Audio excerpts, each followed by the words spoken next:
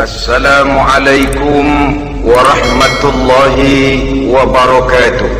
Waalaikumsalam warahmatullahi wabarakatuh. Bismillahirrahmanirrahim. Alhamdulillahi rabbil alamin. Wassalatu wassalamu ala ashrafil anbiya'i wal mursalin, imamil muttaqin, sayyidil ghurril muhajjalin, wa ala alihi wa ashabihil mujahidin at-tahirin, amma ba'du. Saudara-saudara kaum muslimin rahimakumullah, sesungguhnya gaya hidup seseorang sangat ditentukan oleh cara bagaimana dia memandang hidup ini. Dengan kata lain, bagaimana seseorang memandang hidup, begitulah dia akan hidup. Oleh sebab itu, untuk mengubah keadaan seseorang harus diawali lebih dahulu dengan mengubah caranya memandang kehidupan ini. Itulah sebabnya dalam surah Ar-Ra'd ayat 11 Allah Subhanahu wa ta'ala menjelaskan, Innallaha la yughayyiru ma biqaumin hatta yughayyiru ma bi anfusihim.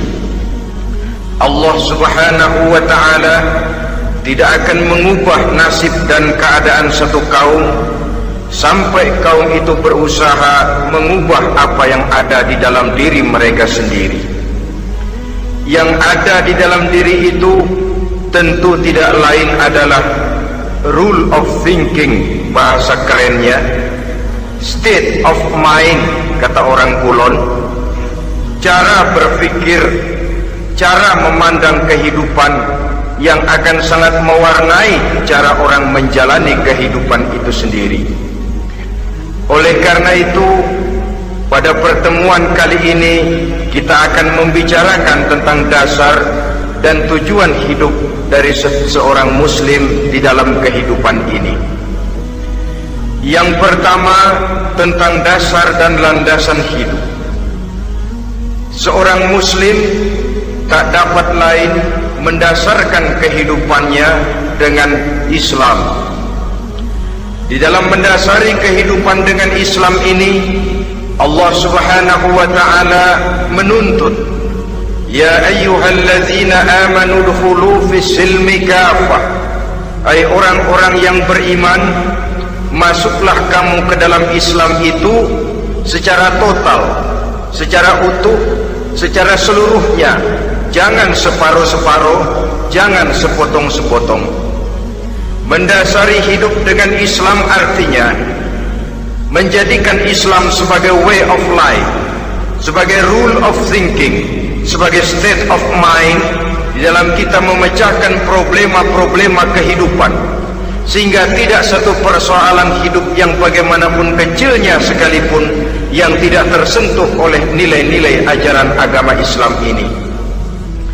Kemudian di dalam mendasarkan hidupnya dengan Islam, ia mempunyai satu keyakinan. Pertama, Islam sebagai dasar hidupnya adalah agama yang sesuai dengan fitrah daripada manusia. Allah Subhanahu wa ta'ala pencipta manusia. Allah Subhanahu wa ta'ala yang menurunkan agama Islam. Oleh sebab itu, tentu saja seluruh konsepsi Islam ini sudah diukur sedemikian rupa sesuai dengan kemampuan yang dimiliki oleh manusia. Secara logika bisa kita katakan, pabrik mobil di Jerman misalnya bikin mobil namanya Mercy. Seiring dengan itu dikeluarkannya buku petunjuk.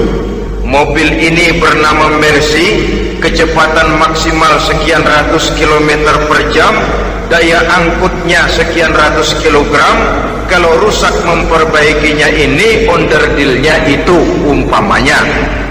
Karena pabriknya yang bikin mobil, lalu pabriknya juga yang mengeluarkan buku petunjuk, tentu buku itu sesuai benar untuk mobilnya. Dan logika mengatakan tidak bisa kita punya mobil Mercy rusak kita perbaiki dengan menggunakan buku petunjuk yang dikeluarkan oleh pabrik mobil Fiat. Tentu saja mobil makin rusak, acak-acakan dan tidak karu-karuan. Ini artinya jikalau manusia ingin baik, jikalau manusia ingin mencapai sesuatu yang bernama bahagia, dia harus mengikuti petunjuk yang dikeluarkan oleh yang menciptakan manusia. Dan petunjuk-petunjuk itu telah turun dalam satu konsepsi yang bernama Islam yang sesuai dengan fitrah manusia. Yang kedua, oleh karena keyakinannya bahwa Islam sesuai dengan fitrah manusia, ia pun berkeyakinan bahwa Islam adalah agama untuk seluruh manusia, universal. Walaupun ia diturunkan di tanah Arab, tetapi ia bukanlah agama hanya untuk orang Arab semata-mata. Keyakinan ini perlu ditegakkan kembali. Oleh karena akhir-akhir ini muncul pendapat-pendapat yang menganggap seolah-olah agama itu barang impor. Persilakan saja kalau memang itu merupakan keyakinannya, tetapi menganggap agama sebagai barang impor sungguh merupakan satu kekeliruan yang sangat besar. Bahwa Arab sebagian besar memang Islam, jelas, tetapi Islam bukannya Arab, itu pun harus kita akui. Kita bisa menjadi muslim yang baik tanpa perlu menjadi orang Arab. Dengan kata lain, kita bisa menjadi muslim yang baik dengan tetap menjadi warga negara Indonesia yang baik. Bahwa Al-Quran diturunkan dalam bahasa Arab oleh karena memang ia turun di tanah Arab. Buktinya apa? Walaupun Quran dalam bahasa Arab, tidak satu pun ayat Quran yang ditujukan kepada orang Arab semata-mata. Tidak ada ayat ya ayyuhal arabiyun, hai orang-orang Arab. Tidak ada. Yang ada malah ya ayyuhan nas, wahai manusia. Manusia yang mana? Yang mana saja asal merasa manusia. Kalau tidak merasa manusia, tidak usah terpanggil dengan ayat tadi. Maka dalam mendasari hidup dengan Islam, kita berkeyakinan Islam adalah agama untuk seluruh manusia. Yang ketiga, di dalam mendasari hidup dengan Islam, kita berkeyakinan Islam adalah agama terakhir yang diturunkan kepada Rasul terakhir. Tidak ada Rasul dan Nabi sesudah Nabi Muhammad, dan tidak ada agama lagi sesudah agama Islam. Dasar-dasar keyakinan ini melembaga dalam pribadi kita, membentuk satu keyakinan yang mendasari kehidupan ini, sehingga tidak satu problema yang bagaimanapun kecilnya dalam kehidupan yang tidak tersentuh oleh nilai-nilai Islam. Sejak kita tidur sampai kita bangun tidur, bahkan tidur itu sendiri, dan seluruh kegiatan kehidupan yang kita laksanakan dalam 24 jam, tidak satu pun yang tidak tersentuh oleh nilai-nilai Islam. Inilah pandangan hidup muslim. Jawaban seorang muslim terhadap problema-problema kehidupan yang dihadapinya, yang di dalam menjawab problema itu ia Islam oriented, berorientasi kepada nilai-nilai Islam. Apa kata Islam tentang pekerjaan yang dihadapinya? Halal kata Islam, halalah dia katakan. Haram kata Islam, haram dia katakan. Islam oriented. Barometer dalam perbuatannya tidak lain daripada nilai-nilai Islam itu sendiri. Dan kemudian di dalam mendasari kehidupan dengan Islam, ia berkeyakinan Islam adalah satu-satunya agama yang benar. Bahasa kerennya, Islam is the single one, the true religion behind the God. Satu-satunya. Keyakinan ini kelihatannya subjektif, tapi memang inilah pokok daripada kehidupan beragama. Saudara-saudara kaum muslimin rahimakumullah, kalau itulah dasar daripada kehidupan kita sebagai muslim, apa yang menjadi landasannya? Kalau dasar hidup kita Islam, maka landasan hidup kita tidak lain adalah Al-Quran dan Sunnah Rasulullah Sallallahu Alaihi Wasallam. Dunia penuh dengan orang-orang besar, dan setiap orang-orang besar itu mempunyai ajaran-ajaran yang pernah jaya, pernah dikumandangkan, didengung-dengungkan, naik ke panggung sejarah untuk kemudian tenggelam. Satu ajaran hanya akan langgeng, satu ajaran hanya akan tahan lama apabila dia turun dari sumber yang serba maha. Kalau dia turun dari manusia, maka sifatnya hanya musim. Yang namanya musim, saudara-saudara, namanya musim tidak bisa dilarang. Tapi kalau sudah selesai, habis sendirian. Itu musim namanya. Musim rambutan. Kalau datang musim rambutan, apa bisa dilarang? Gak boleh musim rambutan. Ya tidak bisa, dia akan tumbuh terus. Tapi manakala musimnya habis. Begitulah nasib dari ajaran yang nisbi, relatif, dan temporer apabila dia bersumber dari manusia. Maka satu ajaran hanya akan langgeng, tahan lama apabila dia turun dari sumber yang serba maha. Dan itu sudah turun bernama Al-Quranul Karim. Sedangkan sunnah, saudara-saudara, merupakan penjelasan dari apa yang oleh Quran tidak dijelaskan dalam bentuk yang detail, melengkapi apa yang oleh Al-Quran hanya disebutkan dalam bentuk garis besarnya saja. Baik Quran maupun sunnah kita sebut merupakan dasar, landasan yang primer. Sedangkan untuk memahami Quran dan sunnah, kita memerlukan pendapat-pendapat orang yang ahli di bidang itu. Dalam hal ini kita sebut saja dengan ulama. Dan ini merupakan sumber yang sekunder dari landasan hidup kita sebagai seorang muslim. Dua rel ini, Quran dan sunnah, merupakan landasan di mana kereta api Islam ini berjalan. Quran dan sunnah. Saudara-saudara kaum muslimin rahimakumullah, oleh karenanya marilah kita menjadikan Quran dan sunnah ini sebagai imam di dalam kehidupan kita. Bukankah Rasulullah sallallahu alaihi wasallam pernah memberikan pilihan, man ja'ala al-Qur'ana amamahu qadahu ilal jannah wa man ja'ala al-Qur'ana khalfahu saqahu ilan nar. Siapa yang meletakkan Quran di depannya, dijadikannya Quran sebagai imam dan dia sebagai makmum, maka Al-Quran akan membimbing dia ke surga. Ya, surga di dunia ini, lebih-lebih lagi surga di akhirat nanti. Sebaliknya, wa man ja'ala al-Qur'ana khalfahu, siapa yang meletakkan Quran di belakangnya, dia belakangi ajaran dan konsepsi Al-Quran, dia tinggalkan perintah-perintah Al-Quran, maka Al-Quran yang dibelakanginya itu akan mendorong dia ke neraka. Neraka dunia, lebih-lebih neraka di akhirat nanti. Pilihan terserah kita. Jikalau kita mau menjadikan Quran sebagai imam, artinya kita menjadi makmum. Resikonya dimanapun, makmum wajib ikut imam. Imam takbir, makmum takbir, imam ruku, makmum ruku, imam i'tidal, makmum i'tidal. Jikalau Quran imam kita dan kita adalah makmum, maka itu berarti jikalau ke barat komando Quran, ke barat kita pergi. Jikalau ke timur kata Quran, ke timur kita menuju. Jikalau halal kata Quran, halal kita katakan. Jikalau haram kata Quran, haram kita ucapkan.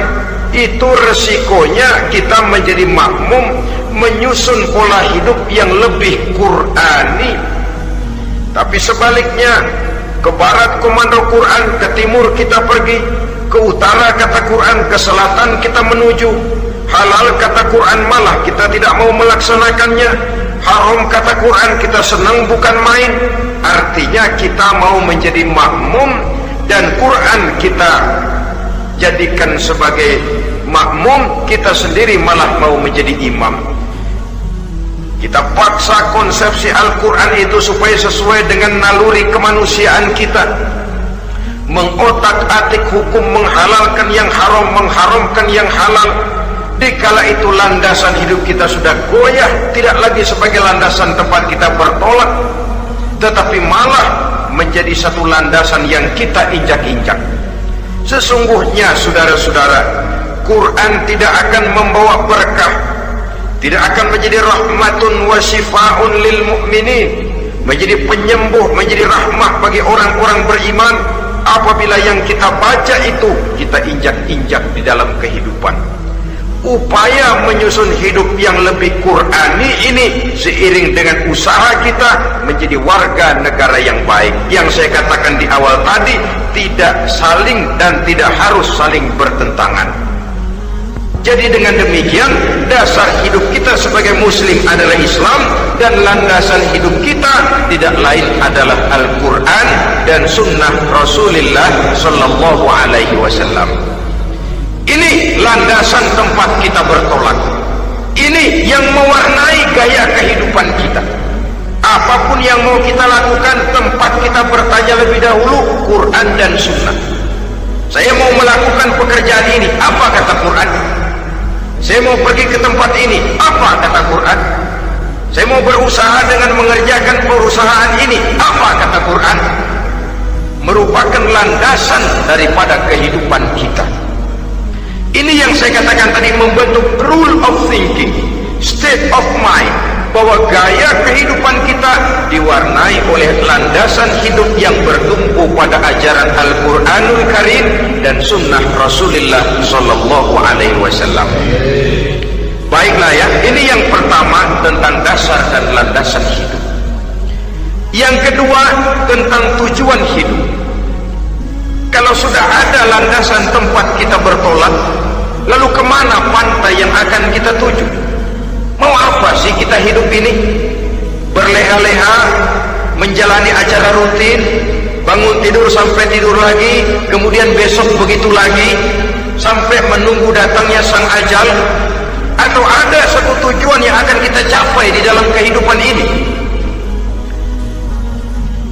Apabila kita teliti, maka Al-Quran mengajarkan tujuan hidup setiap muslim pada dasarnya ada dua. Pertama, kita sebut saja tujuan jangka pendek.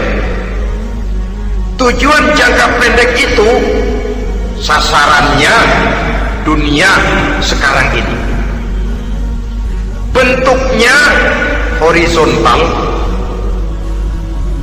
Targetnya agar setiap pribadi muslim menjadi rahmatan lil alamin, rahmah bagi lingkungannya. Inilah yang oleh agama dinamakan hablum minan nas, yang isinya adalah ilmu dan peradaban. Jadi dunia dan seluruh isinya merupakan tujuan jangka pendek saja. Untuk mencapai tujuan jangka pendek, dunia dan seluruh isinya, unsur penunjangnya adalah pendidikan, pengalaman, atau nasib. Makin tinggi pendidikan, makin mudah menjangkau hidup. Makin banyak pengalaman, makin mudah menguasai dunia. Atau karena faktor nasib, pendidikannya tidak seberapa, pengalaman pun kadang-kadang dangkal, tapi karena nasibnya lagi hoki, kata orang sekarang, nasibnya lagi bagus, dia naik ke panggung memegang peranan. Faktor yang namanya nasib ini ada, tapi tidak bisa dijadikan sandaran untuk menjangkau dunia dan seluruh isinya. Unsur penunjangnya, pertama pendidikan, yang kedua pengalaman, yang ketiga faktor nasib. Oleh karena itu, apabila kita ingin mudah mencapai dunia, yang pertama harus kita laksanakan bagaimana menempuh satu pendidikan. Di zaman sekarang orang terangsang untuk hidup dalam pola yang oleh orang-orang priangan disebut hardolin. Saudara tahu hardolin? Itu potongan dari dahar modal ulin. Filsafat hidup yang pakaian mau bagus, makan mau enak, kerja gak mau. Akhirnya jadilah dia penghayal kelas berat. Tuh tukang ngelamun kelas tinggi. Tiap hari kegiatannya ya cuma tidak terlepas dari tiga kriteria itu. Hardolin, pokoknya kalau sudah dahar motor ulin, besok ya begitu lagi, pola dari dimana orang pakaian mau bagus, makan mau senang, duit mau punya, kerja tidak mau. Kadang-kadang mau kerja tapi tidak tahu apa yang harus dikerjakan, ditambah oleh sempitnya lapangan pekerjaan, tidak tahu apa yang harus dikerjakan, dilatar belakangi oleh tidak adanya pendidikan yang dia terima, sehingga mau kerja apa lalu bingung. Oleh karena itu, terutama buat adik-adik remaja, para pemuda, saya berpesan untuk menjangkau dunia, yang pertama harus kita jalani bagaimana membina diri, mendidik. Taruh kata drop out, putus sekolah, tapi drop out bukan halangan bagi tumbuhnya cita-cita yang mulia. Bahkan ada orang bilang many a great man starts as a newspaper boy. Banyak orang-orang besar yang memulai pekerjaannya dagang koran. Putus sekolah bukan merupakan halangan bagi tumbuhnya cita-cita yang mulia. Dan tidak sedikit orang-orang besar yang tidak keluaran perguruan tinggi. Tidak sedikit orang-orang besar yang tidak merupakan produk dari perguruan tinggi tertentu, tapi kerajinannya belajar, banyak membaca, banyak bergaul, autodidak. Syukur kalau masih bisa menempuh pendidikan yang formal. Kekurangan ekonomi, kemiskinan keluarga jangan menjadi penghalang bagi tumbuhnya cita-cita yang tinggi untuk menempuh karier pendidikan yang baik. Ini memang baik, tapi bagaimanapun kata orang, lebih baik makan singkong beneran daripada makan roti ngimpi.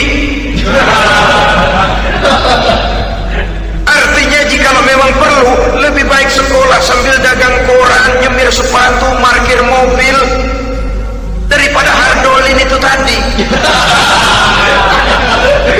Tanpa prospek hari depan yang ada artinya. Dan pendidikan memang merupakan sesuatu yang baik, tapi tanpa ini rasanya kita akan sulit untuk menjangkau dunia, tersisih di pojok-pojok kehidupan. Jangan lalu bilang, manusia kan rezekinya sudah dijamin oleh Allah, ayam saja ada rezekinya. Of course, tapi jangan lupa, cara ayam cari rezeki dengan cara manusia cari rezeki lain. Kalau ayam cari rezeki dari tahun atu, modalnya cuma ceker sama patok. Kalau ayam asal bisa nyeker, bisa matok, ayam dapat rezeki. Pokoknya kertok dah. Tapi manusia cari rezeki, dia harus cari lapangan kerja. Lapangan kerja sulit. Sudah dapat lapangan kerja, harus punya keahlian. Untuk memperoleh keahlian harus dengan pendidikan.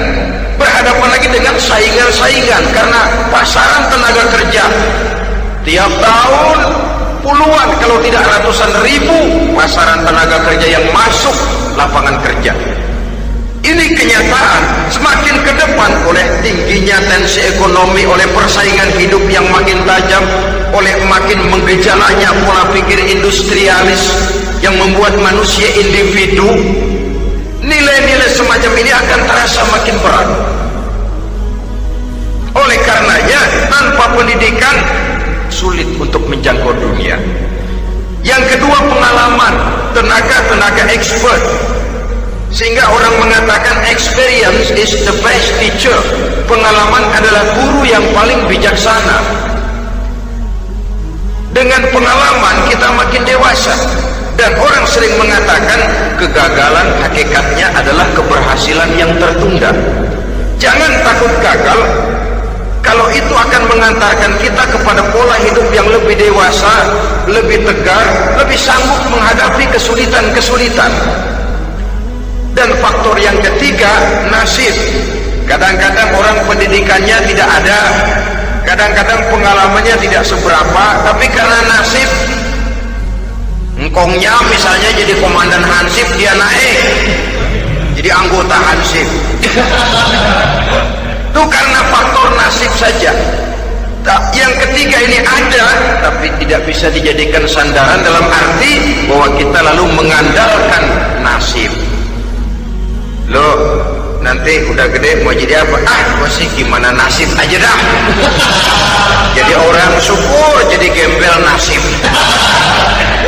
Tidak bisa kita menghadapi hidup dalam satu alur spekulasi. Tidak bisa kita menjalani skenario kehidupan ini dengan bersikap untung-untungan. Karena kehidupan walaupun tidak bisa dipastikan, paling kurang bisa dirancang, bisa direncanakan, bisa ditargetkan, bisa dianalisa kemungkinan-kemungkinannya. Walaupun tidak bisa dipastikan, tapi bisa diperhitungkan. Sebagai manusia yang terikat oleh causality, oleh hukum sebab akibat, sewajarnya kita memperhitungkan kemungkinan-kemungkinan itu.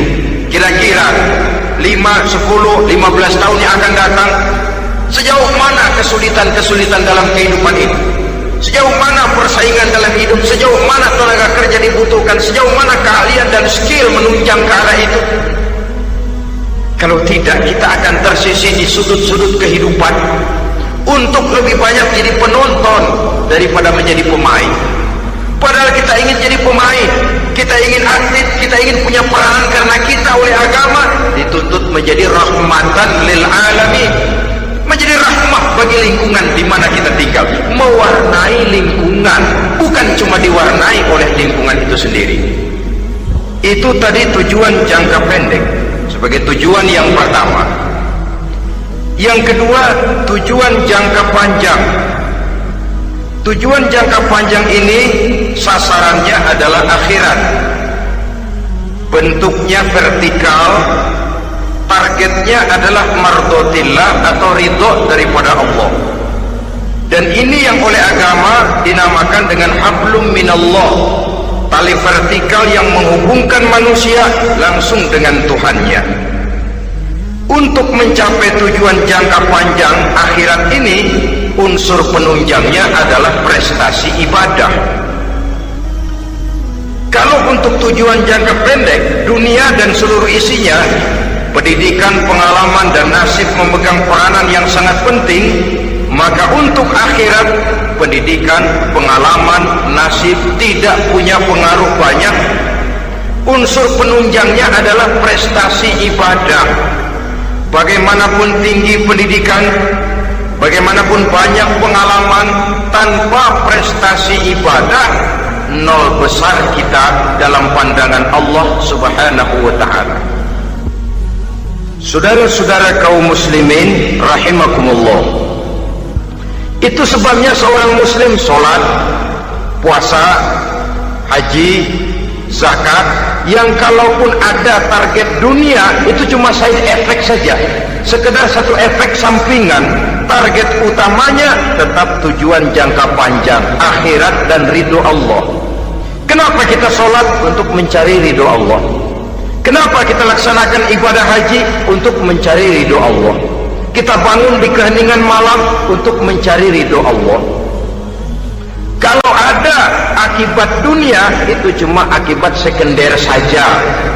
Ada misalnya orang karena tekun ibadah rezekinya lancar, itu baru persekot, baru tanda jadi. Kadang-kadang persekotnya saja sudah nikmat kok, apalagi cashnya, kontannya. Sebaliknya kalau ada orang rajin ibadah, rezekinya seret, jangan jadi alasan. Kok lu nggak sembahyang? Alah, tetangga gua rajin sembahyang melarat terus.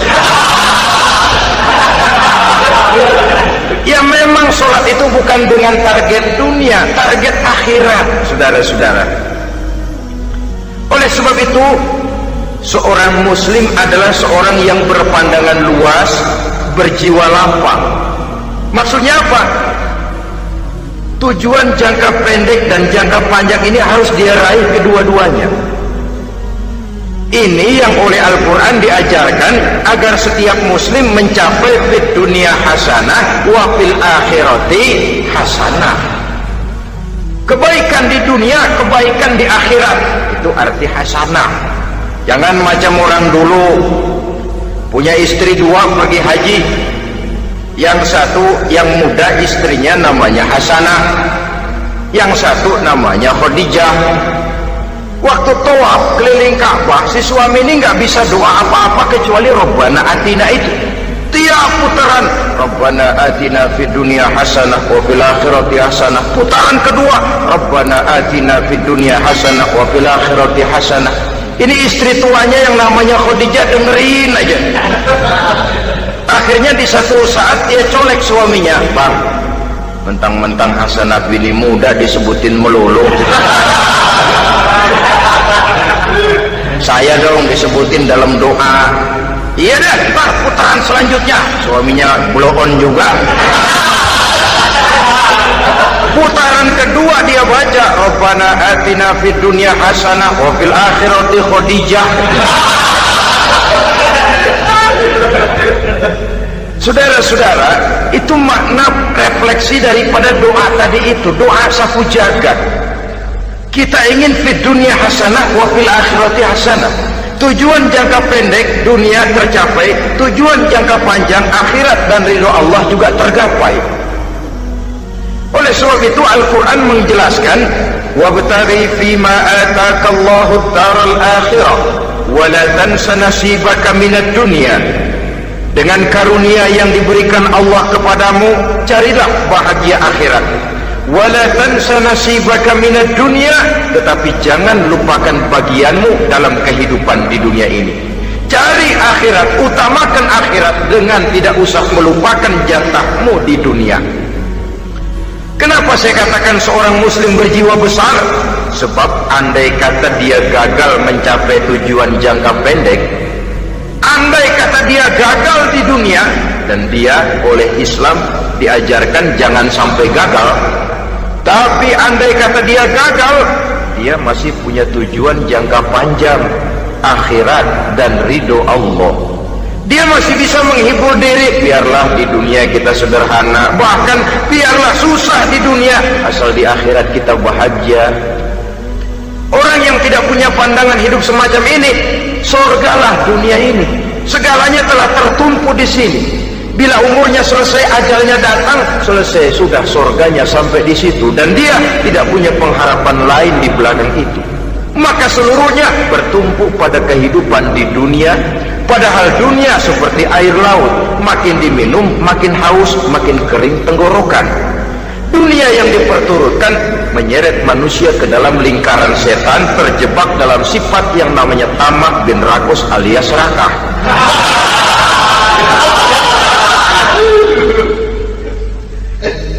Andai kata dia gagal untuk tujuan jangka pendek, dia masih punya tujuan jangka panjang, akhirat.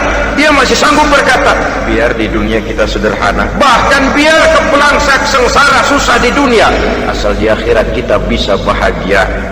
Kan masih ada harapan. Yang paling bangpak, paling rusak betul, sudah di dunia sengsara, di akhirat celaka. Jadi dunia rumahnya gubuk, pinggir kali miring, asal hujan bocor, utang selebar warung. Bayang kagak, ngaji enggak, puasa enggak, saban malam miring mulu. Saudara hadirin yang saya hormati, lalu kapan mau bahagia kalau sudah di sini susah, di sana akan susah juga. Ini yang pertama, seorang muslim, seorang yang optimis, berjiwa besar, luas pandangan. Kegagalan dia dalam jangka pendek tidak menyebabkan dia melupakan tujuan jangka panjang.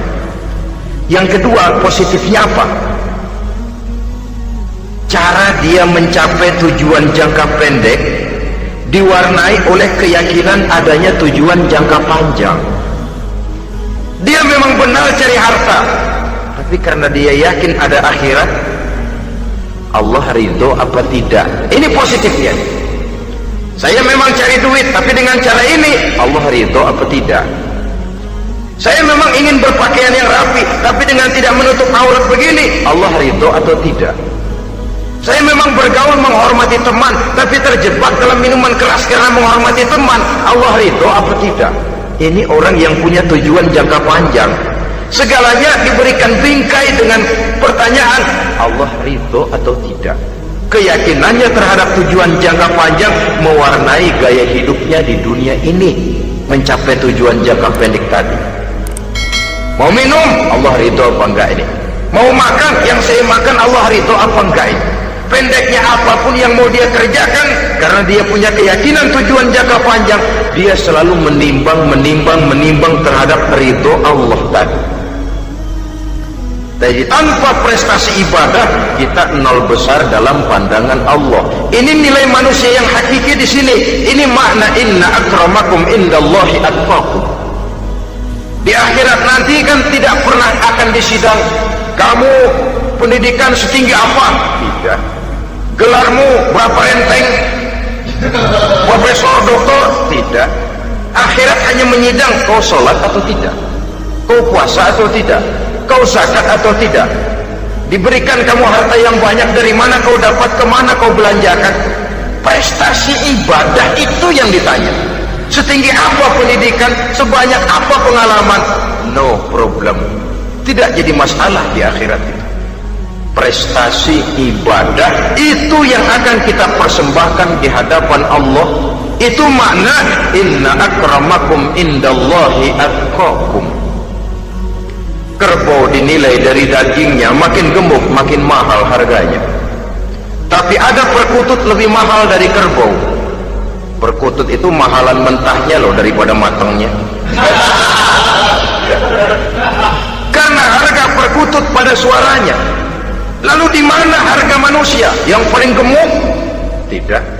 Suaranya, oh kalau manusia dinilai dari suaranya, barangkali Madonna nomor awal masuk surga. Hanyalah dengan prestasi ibadah kita bisa mencapai tujuan jangka panjang akhirat dan ridho Allah.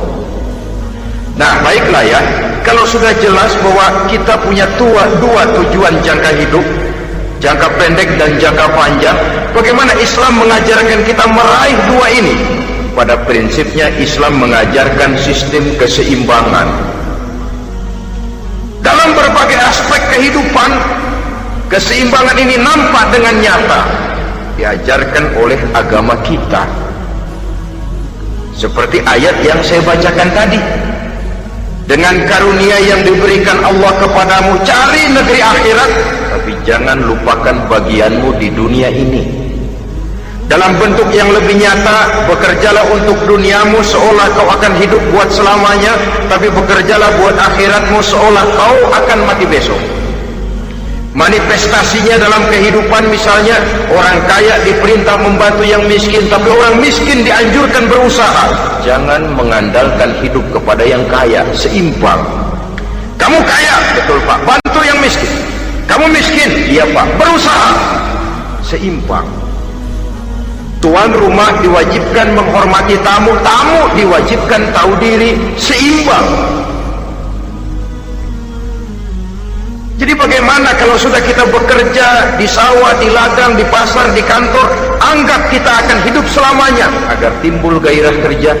Tapi kalau sudah sholat, anggap kita akan mati besok supaya timbul khusyuknya. Nah, titik tekannya di mana? Stresnya itu.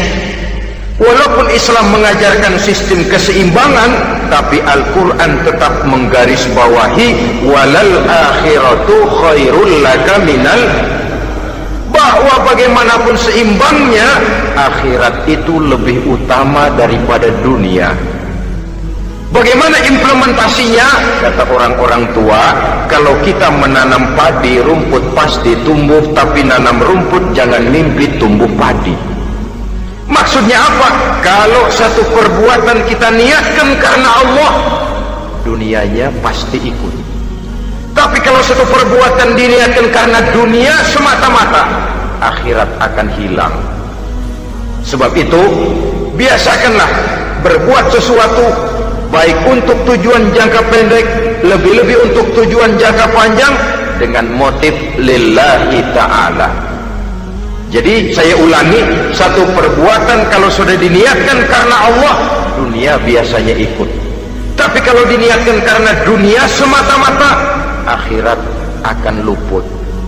Padahal itu titik tekannya, walal akhiratu khairul laka minal ula. Saudara-saudara kaum muslimin rahimakumullah, ini tujuan hidup. Jadi landasan tempat kita bertolak sudah jelas, pantai yang akan kita tuju dalam kehidupan ini juga sudah nyata. Kita ingin mencapai apa yang dinamakan fid dunya hasanah wa fil akhirati hasanah. Untuk itu perlu ada keseimbangan, tetapi titik tekannya tetap akhirat lebih utama daripada kehidupan dunia ini. Sekarang kalau sudah ada dasar hidup, sudah ada tujuan yang akan kita capai, tentu harus ada alat untuk mencapainya. Semuanya perlu sarana. Bahkan pada hakikatnya dalam kaidah usul fikih para ulama mengajarkan lil wasail hukmul maqasid.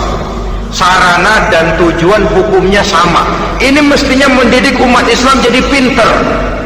Jangan cuma berpikir melaksanakan satu pekerjaan, tapi juga berpikir menciptakan sarana untuk terwujudnya pekerjaan itu.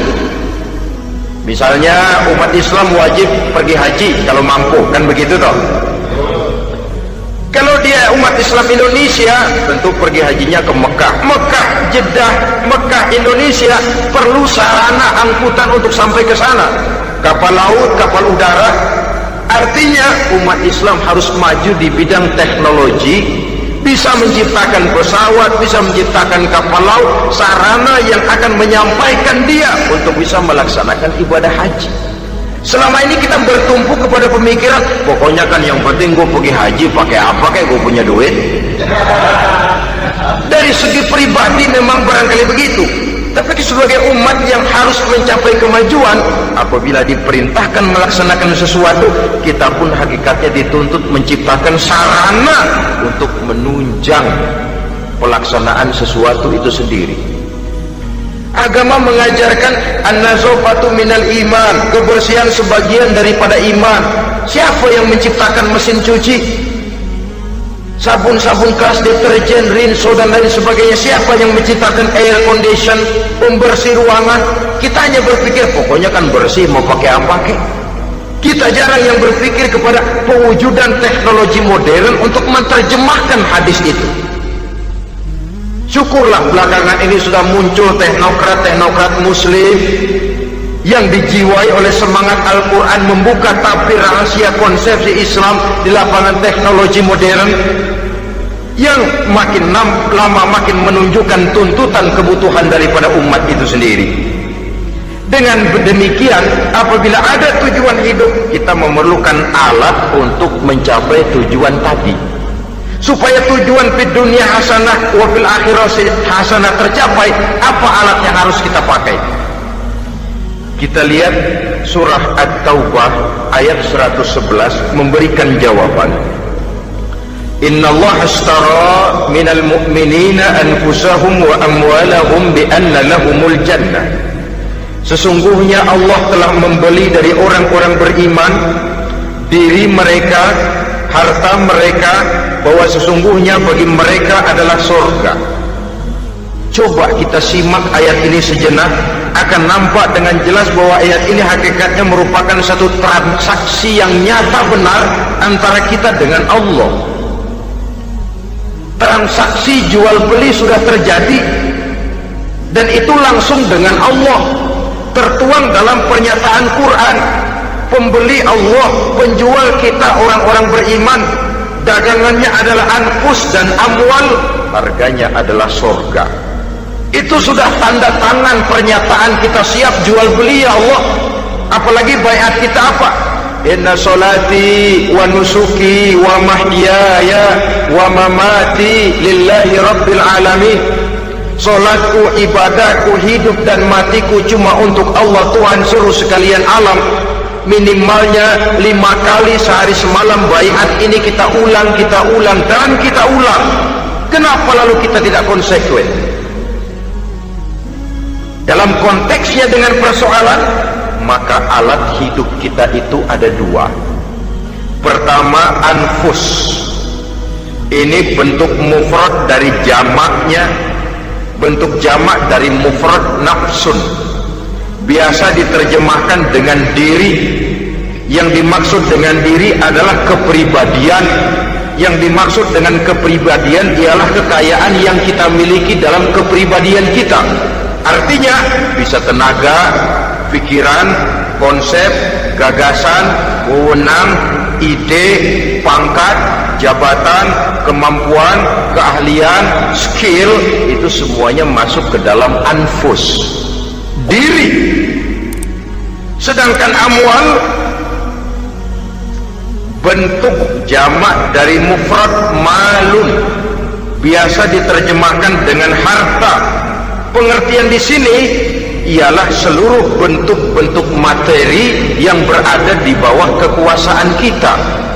Bisa rumah, bisa uang, bisa tanah, bisa kebun, bisa pabrik, bisa peternakan, itu semuanya amwal. Nah, baik anfus maupun amwal, diri, tenaga ke, pikiran ke, harta ke, pangkat ke, jabatan ke, wewenang ke, keahlian ke, untuk tujuan jangka pendek harus jadi rahmah bagi lingkungan. Untuk tujuan jangka panjang harus menunjang jalan menuju ridho Allah. Jadi kalau pangkat kita menjauhkan kita dari ridho Allah, itu bukan nikmat tuh, azab. Punya pangkat bukan melakukan kebaikan, malah melakukan kejahatan, setidak-tidaknya berdiri di belakang kejahatan, melindungi perbuatan-perbuatan munkar.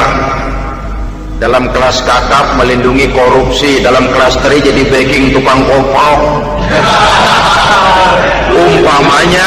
umpamanya itu sudah menyalahi. Alat tidak digunakan untuk mencapai tujuan, itu untuk tujuan jangka pendek. Lalu amwal, harta, uang, tanah, rumah, kebun, untuk tujuan jangka pendek harus menjadi rahmah bagi lingkungan. Sedang untuk tujuan jangka panjang, baik diri maupun harta harus menunjang jalan menuju ridho Allah, harus meningkatkan prestasi ibadah kita kepada Allah Subhanahu wa ta'ala. Malah yang namanya amwal ini tanggung jawabnya lebih berat loh saudara.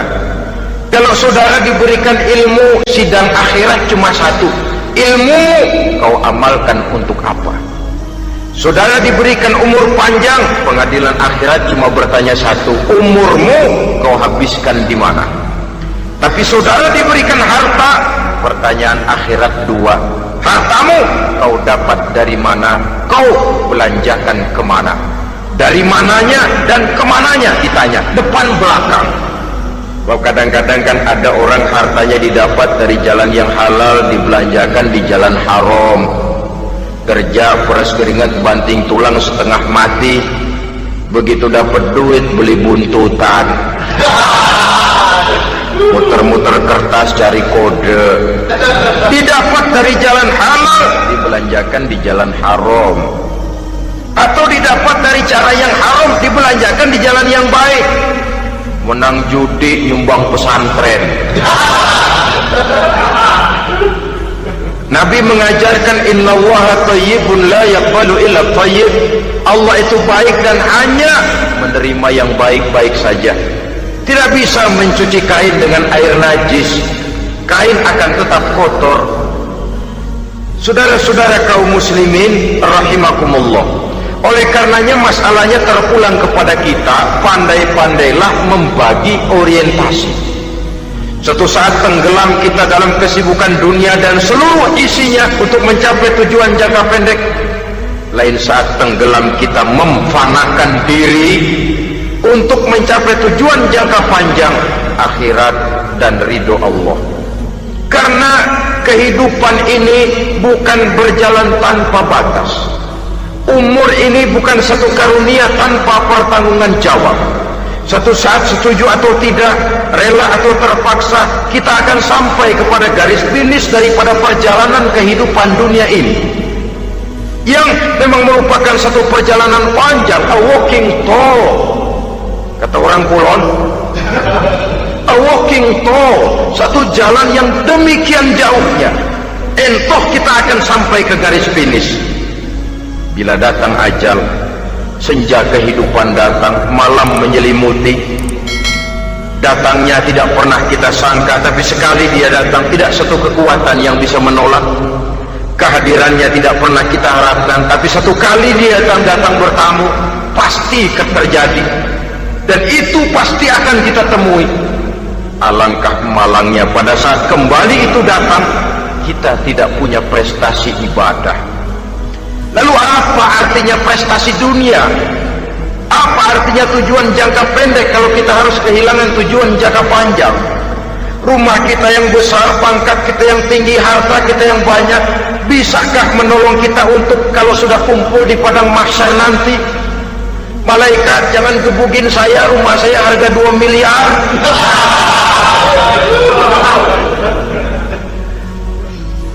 Sudahlah malaikat, damai saja, itu Rolls Royce saya. Pakai saja malaikat, pakai. Kata malaikat, gue budak, gue nggak butuh gituan. Hanya prestasi ibadah yang bisa menyelamatkan kita pada kondisi semacam itu.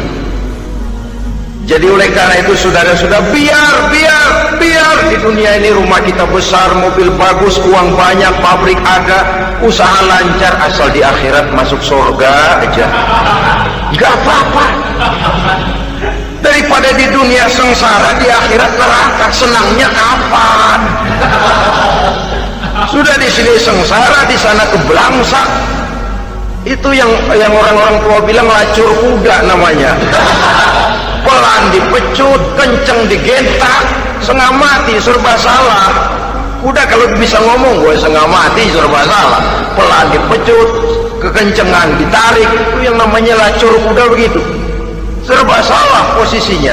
Untuk itu pandai-pandailah membagi orientasi supaya tercapai tujuan ideal ini, di dunia hasanah wa fil akhirati hasanah. Ini tentang tujuan hidup. Nah, untuk mencapai tujuan ini kita tidak berjalan sendiri, kita perlu teman hidup. Di samping teman hidup ada pula lawan hidup. Siapa teman hidup kita untuk mencapai tujuan hidup ini? Dalam arti sempit, teman hidup kita suami istri yang taat kepada Allah. Suami istri lebih dari sekedar satu pasangan, juga saling melengkapi, merupakan bagian daripada kehidupan. Suami adalah teman istri, istri adalah teman suami untuk mencapai tujuan hidup tadi, mencapai fid dunya hasanah wa fil akhirati hasanah. Seiring, seirama, selaras, serasi, seimbang, kata orang sekarang. Teman dalam arti sempit. Adapun teman dalam arti luas, setiap orang yang pandangan hidupnya sama dengan kita, setiap orang yang akidahnya sama dengan kita, terlepas dari suku bangsa apapun, warna kulit apapun, bahasa apapun, jikalau keyakinannya sama, pandangan hidupnya sama, dia adalah saudara kita dalam artian yang luas. Islam tidak kenal teritorial, maka tidak ada itu Islam Jepang. Ya walaupun secara formalnya ada, tapi informal, muslim adalah muslim, diikat dengan akidah. Itu teman hidup. Lalu lawan hidup siapa? Pertama iblis, dalam segala bentuk dan implementasinya. Yang kedua, setiap orang yang pandangan hidupnya tidak sama dengan kita secara ideologis, itulah lawan hidup kita. Maka yang teman jadikan teman, yang lawan jadikan lawan. Jangan teman dijadikan lawan, lawan dijadikan teman. Itu namanya kopiah dipasang di kaki, bakyak naik ke jidat. Wajar kalau kepala lalu jadi benjol. Salah milih teman, salah cari lawan. Salah milih teman, salah cari lawan. Akibatnya kita yang akan susah di kemudian hari nanti. Saudara-saudara kaum muslimin rahimakumullah, oleh karenanya pandai-pandailah dalam hidup ini. Yang teman jadikan teman, yang lawan jadikan lawan. Kalau lawan kita jadikan teman, sementara teman kita jadikan lawan, dan itu yang banyak terjadi dalam praktek kehidupan, kita tidak akan bisa mencapai tujuan karena akan tertarung di kaki sendiri. Nah, ini sajalah yang kita bicarakan pada pertemuan kali ini. mudah-mudahan ada manfaatnya. Terima kasih atas segala perhatian, mohon maaf atas segala kekurangan. Uzikum wa nafsi bitaqwallah. Wassalamualaikum warahmatullahi wabarakatuh. Waalaikumsalam warahmatullahi